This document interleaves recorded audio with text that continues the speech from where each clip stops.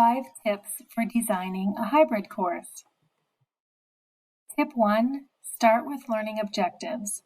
Evaluate course competencies and create learning objectives.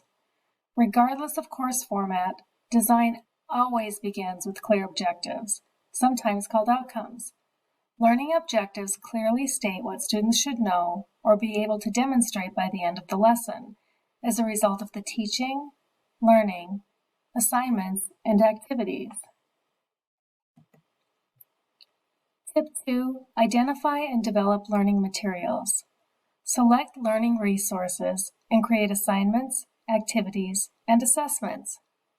What assignments and activities will students engage in to help them learn the content and master the objectives?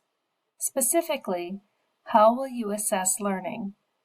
What will students do to demonstrate they have learned the objectives and mastered the course competencies?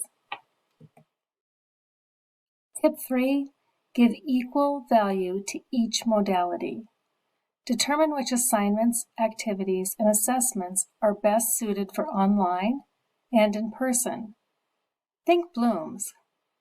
Online, build a foundation of knowledge and comprehension, a base for deep learning. Provide an opportunity for creativity and multiple ways of demonstrating content mastery. In person, class time should be collaborative, giving students the opportunity to work together, to apply, analyze, synthesize, and evaluate content. Why bring students together if they are not working together? Tip 4, link the learning. Build a bridge between online and in-person learning.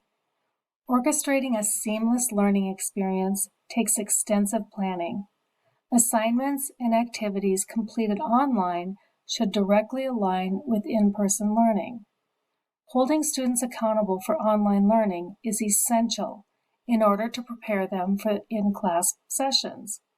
Additionally, in-person sessions should set up the student for successful online learning. Tip 5, map it all out. Invest the time to create a clear schedule and build in Canvas.